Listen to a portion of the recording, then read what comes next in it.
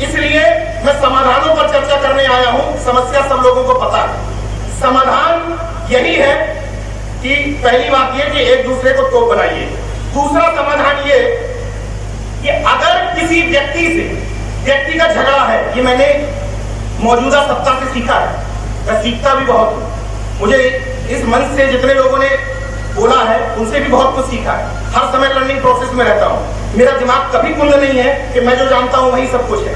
इन सत्ता वालों से मैंने सीखा है कि आपका अगर काम बन रहा है और आप जिन समाजों के लिए सत्ता में आए हैं उनका काम बन रहा है तो किसी के भी पैर पकड़ लो।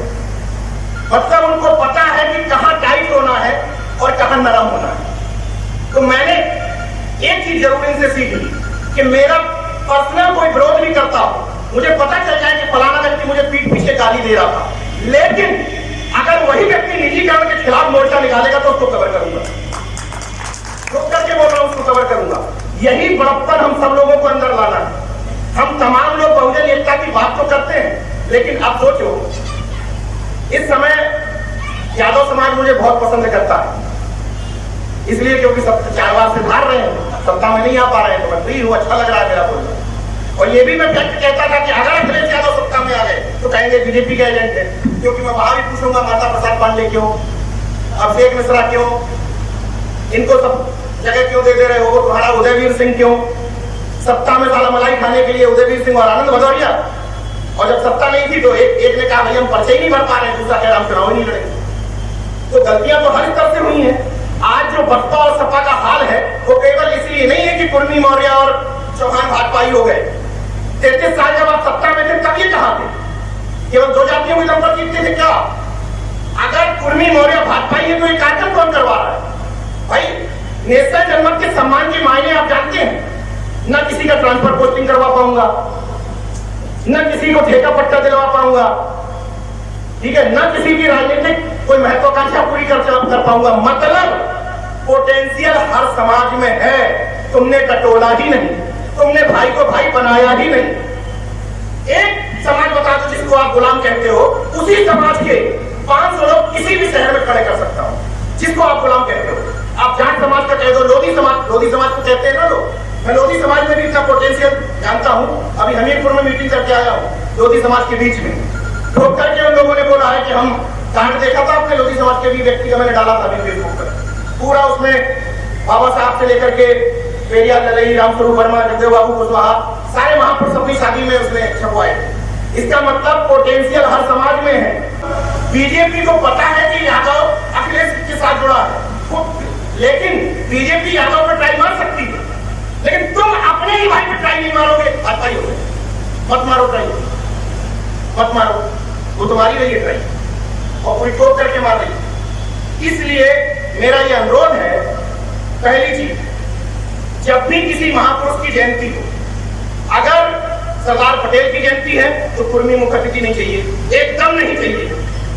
ना कुर्मी मुखतिथि रहेगा, ना कुर्मी संचालन करेगा, एकदम क्लियर कट समझ लीजिए। मुखतिथि यादव रहेगा, संचालन मौर्य करेगा, एकदम क्लियर। अगर पेरियार ललई यादव की जयंती है तो ना यादव मुखतिथि रहेगा, ना यादव संचालन करेगा, ना ही मुखतिथि रहेगा और संचालन पाल समाज का व्यक्ति करेगा। ढूंढ के लाना पड़ेगा आपको ये लोग, क्योंकि आपकी यही यूनिटी देख करके हवा खिसक जाती है। हवा, मैं फैक्ट बता रहा हूं, आपके कोई और दूसरा तरीका नहीं है, यही एक तरीका है। जब आप बहुजन यूनिटी इनको दिखाते हैं तो मुंह सूख जाता है। जब सचिवालय में घुसता हूं ना पूरे घमंड के साथ, अरे कहां विधायक हमारे लिए कहां फोन करेगा, सचिवालय तो करेगा। बैठे हुए हैं अमर सिंह भैया, हमारे बड़े भाई, जानते हैं हमारी सचिवालय में क्या स्थिति है। कोई ऐसा एससी समाज का निजी सचिव, अपर निजी सचिव, अंडर सेक्रेटरी, प्रजापति, विश्वकर्मा, ये भाई काम बताओ हमारा सौभाग्य क्यों कहता है? इसलिए कहता है क्योंकि दलाली नहीं करता हूं, जेन्युइन काम बताता हूं समाज के कि भाई इनके साथ गलत हो रहा है। फिर से कह रहा हूं कि मैं फैसिलिटेट करने के लिए नहीं हूं कि आपको ठेका पट्टी दिलवा दूं, लेकिन हाँ, आपके साथ गलत कर हो रहा होगा तो अधिकारियों से जरूर लड़ और फिर जाऊंगा, बिल्कुल लड़ जाऊंगा। अब नेशनल जनमत की एक और तारीफ हुई कि बहुत वैज्ञानिक दृष्टिकोण रखता है, वैज्ञानिक चिंतन। कई लोगों ने वैज्ञानिक चिंतन पर बोला। अन्ना हजारे आंदोलन के समय में मैं हिंदुस्तान पेपर में सीनियर सब एडिटर था। मेरे अलावा मेरे पेपर में सारे लोग अन्ना हजारे आंदोलन के समर्थन में थे, केवल मैं विरोध में था। एक दिन मेरे संपादक जी ने मुझे छेड़ दिया सुबह, बोले नीरज भाई आप, विधायक जी कहते थे मुझसे टॉन्ट मारने के लिए, बोले विधायक जी आप अन्ना हजारे आंदोलन के विरोध में हो? मैंने कहा मैं बहुत ज्यादा समर्थन में नहीं। तो बोले क्यों? तो मैंने कहा संपादक जी पूरा देश अगर भ्रष्टाचार के विरोध में है तो भ्रष्टाचार कर कौन रहा? यही सवाल आप लोगों से पूछ रहा हूं।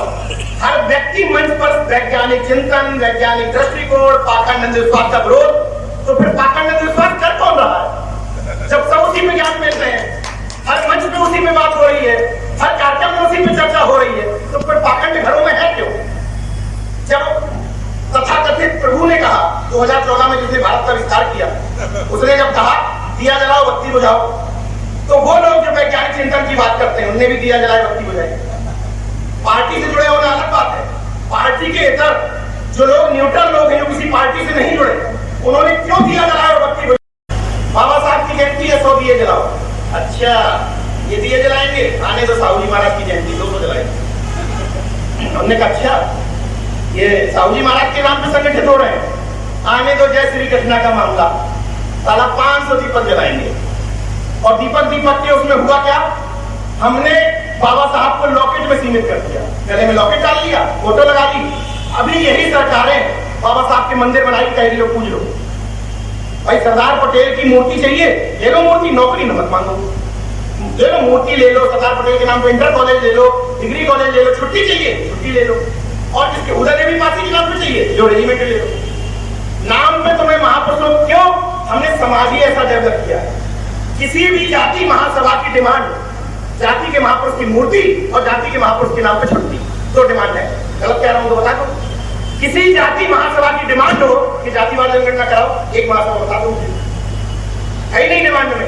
किसी जाति महासभा की डिमांड हो कि निजीकरण क्यों कर रहे हो, हिस्सेदारी क्यों खाए जा रहे हो, लेटरल एंट्री बंद कर दो, किसी की डिमांड हो तो बताओ। जब तुम्हारी डिमांड ही महापुरुष की जाति के महापुरुष की मूर्तियों पर है तो सरकार कर रही है और आगे भी करेगी। इसलिए वैज्ञानिक चिंतन का मतलब है तार्किक सोच, किसी का विरोध नहीं। मन से अनुरोध कर रहा हूं यहाँ बैठे हुए किसी भी शख्स को व्हाट्सएप, फेसबुक या सोशल मीडिया पर किसी भी धर्म के खिलाफ टिप्पणी नहीं करनी, बिल्कुल नहीं करनी है, कोई जरूरत नहीं। लेकिन ये तो जरूर बताना है कि हमारी ज्ञान की देवी सावित्रीबाई फुले है, इसमें कौन सा एक्ट लग जाएगा? अगर फेसबुक पे आप लिखोगे कि सावित्रीबाई फुले ज्ञान की देवी है, कोई एक्ट लगेगा क्या? लेकिन जब ये लिखोगे कि सरस्वती काल्पनिक है और सावित्रीबाई फुले ज्ञान की देवी है, तो लग जाएगा। तो मौजूदा समय को देखते हुए उंगली क्यों कर रहे हैं? अपने मुद्दों की बात करो ना। सुबह उठो, फेसबुक पे लिखो ना कि जातिवाद जनगणना चाहिए, कौन सा एक्ट लग जाएगा? कौन से कानून के तहत मुकदमा दर्ज होगा? लिखो ना कि निजीकरण नहीं चाहिए, लिखो ना कि मंडल आयोग की सारी अनुशंसाएं लागू करो, कौन सा मुकदमा दर्ज होगा? हम ऐसी चीजों पर समाज को छेड़ते हैं जिन चीजों पे समाज जागरूक होना ही नहीं चाहता। जब इंटरनल चर्चा कर रहे हो 15-20 लोग, तब उनसे कहो कि भैया धागा काट दो, तब कहो।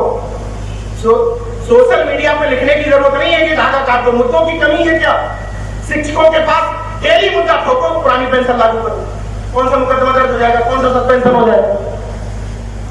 मेरा सिर्फ ये कहना है कि आपके पास इतने मुद्दे हैं कि उन पर फोकस करिए, किसी को गाली देने की बजाय। सालों से हो क्या रहा है? पहेलियां आएगा, जाल बिछाएगा, हमको फंसाएगा, लेकिन हम फंसेंगे नहीं। और चुनाव के समय बहेलिया आता है, बड़े बड़े जुमले दिखाता है, जाल फंसाता है और हम फिर फंस जाते हैं। और इलेक्शन के बाद कहते हैं हम बहुजन, हमारी जाति के कितने मंत्री बने, तुम्हारे कितने मंत्री बने, कितने मंत्रियों के साथ फोटो खिंचाई, ये सामाजिक न्याय है। उस समय मुद्दे सारे खत्म। मैं शिक्षकों का सम्मान क्यों करता हूं पता है? शिक्षकों के मुद्दे सबसे ज्यादा क्यों उठाता हूं? इसलिए मैं जानता हूं कि समाज में 3 लोग अगर आप सम्मान करना सीख जाए, पत्रकार, वकील और शिक्षक, तो समाज बदलने में देर नहीं लगेगी। उसकी वजह पता क्या है? जितना बड़ा ब्यूरोक्रेट्स पूरी जिम्मेदारी और तमाम ब्यूरोक्रेट्स के बीच में रहने के बाद मुझे कह रहा हूं, हनुमंत भैया मेरी बात से एकदम सहमत होंगे, जितना बड़ा ब्यूरोक्रेट्स उतना बड़ा समाज, उतना बड़ा सरकार का गुलाम, जितना बड़े पद पर उतना ही बड़ा गुलाम। इसलिए एक शिक्षक की भूमिका पता क्या होती है, आप लोग तो जान ही रहे हैं, मैं शिक्षक को क्यों इतना मानता हूं। एक शिक्षक अपने जीवन काल में हजारों लड़कों के नंबर तय करता है, नंबर कितने देने। अगर वो गलत माइंडसेट का है तो ओबीसी ऐसे बच्चों के नंबर कम कर देता है, क्लास में टॉप होने से रोकता है, उनका शोषण करता है। और वही शिक्षक पीएचडी कराने लायक हो जाता है तो अपने बैकवर्ड एससी के बच्चों से अपने घर का पानी भरवाता है, सब्जी मंगवाता है, फल सब्जी मंगवाता है। और वही शिक्षक अगर यूनिवर्सिटी का हुआ तो लोक सेवा आयोग में बैठ करके उन पीसीएसओ की भर्ती करता है जिनके पीछे आप तेल लगा के घूमते हैं। हैरत की बात देखिए, जाति की महासभाओं से मुझे बड़ी खुशी होती है। भैया हम जाति का बड़ा वो करते हैं, करते क्या है जाति का। हमारे जिले में अगर कोई एसडीएम आ जाता है तो एसडीएम से पूछ लेते भैया कोई तकलीफ तो नहीं है। एसडीएम से पूछते हैं जिसके पास 4 नौकर लगे, उससे पूछते हैं कि भैया कोई तकलीफ नहीं, तकलीफ बता देना। और कोई प्राइमरी का मास्टर आ जाता है तो उससे तकलीफ नहीं पूछते, ताकि वो तो है किसी काम का नहीं। गजब जाति में, गजब जाति का खेल है।